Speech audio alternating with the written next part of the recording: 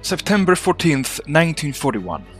The advance of the 1st Panzer Group into the Donbass is now forcing both sides to commit a significant proportion of their forces to the defense of their overextended flanks. This could explain the apparent lack of Soviet reserves along several sectors of the front line, and for sure it is the reason behind the dwindling of von Kleist's offensive power. Unwilling to commit even more Panzer divisions just to defend his left flank, this week von Kleist finally convinces von Rundstedt to reinforce his 1st Panzer Group at the expense of the 17th Army. Although General Karl von Stülpnagel reluctantly agrees in giving up part of his infantry to reinforce the 1st Panzer Group, his mood is considerably improved by the end of the week, because this week the 17th Army attacks and captures Kharkiv.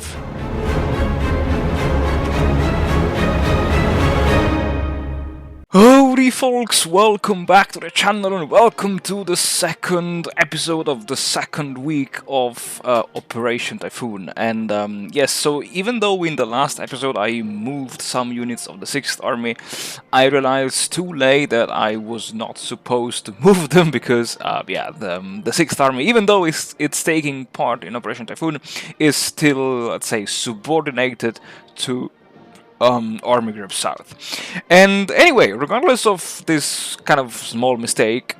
this week the 17th Army, the 6th Army achieves a considerable success by not only pushing from the west, but also pushing from the south and from the southeast, thereby squeezing from these two directions as well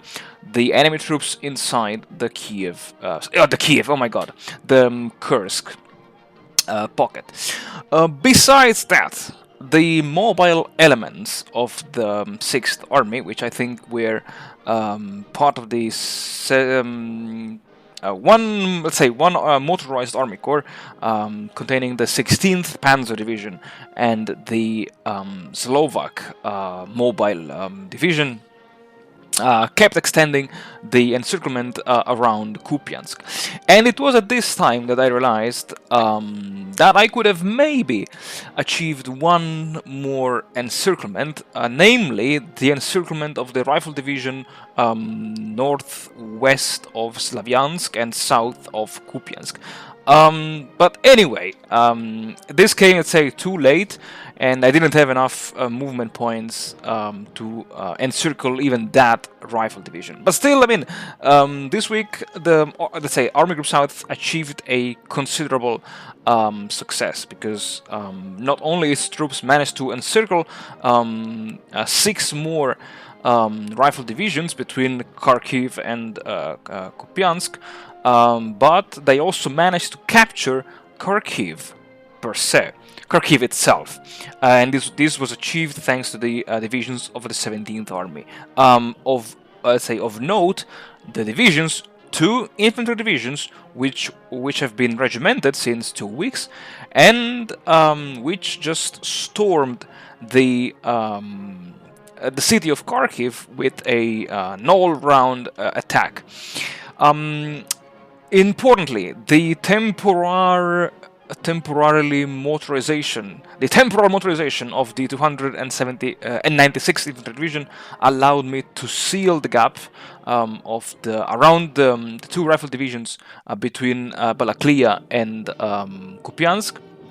while the rest of the 17th Army was, I would say, about time marching northwards to reach the line of the Donetsk River. And at the end of by the end of the week, also the 34th Army Corps, which belonged to the 17th Army, was now reassigned to the 1st Panzer Group to make finally von Kleist happy, and hopefully to stop him from complaining about not having enough infantry to cover up his right flank. The Romanians, of course, we must not forget about the crucial intervention of the Romanians, which just secured some empty hexes before marching rapidly at full speed northwards to kind of relieve some units of the 17th Army. And let's say by this time,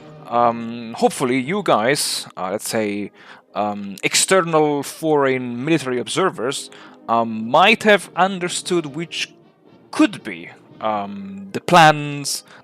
of the Axis High Command, at least for the coming weeks, if not even months. The plan of the Axis High Command was to have the 6th Army covering the area of Kharkiv, the 3rd Romanian Army, then the 17th Army covering the Donetsk line, and then finally the 1st Panzer Group covering the line between the Donetsk and the Meuse, and especially between Voroshilовgrad and I think it was Taganrog. Now I don't know if Army Group South will manage to take Rostov, because personal comment from all of my previous attempts, I never, ever managed to capture Rostov in 1941. You will see it almost at the end of the video, but when I sent forward, I think it was the Liebstandarte Adolf Hitler Brigade, or maybe it was the Viking Division, I don't remember now, but let's say the forward elements of Army Group South confirmed that Rostov was now basically a freaking fortress. The Soviets built a fortress, and you know, the only way to storm a fortress is just to surround it, isolate it, and pray that it doesn't have enough supplies for its garrison to hold. Yeah, exactly. So when I sent the Viking and not the Liebstandarte forward towards Rostov, but still, again, while I managed to open a gap with the 60th Motorized Infantry Division east of Voroshilовgrad, again my Panzer divisions found a gap, a pre-existing gap in between the Soviet lines, which again allowed me to encircle at least one rifle division, one armor division, and one cavalry division of the Red Army in the sector of Krasny Luch, between Krasny Luch and Voroshilовgrad. And with this final redeployment of the 1st Panzer Group, with the arrival of the infantry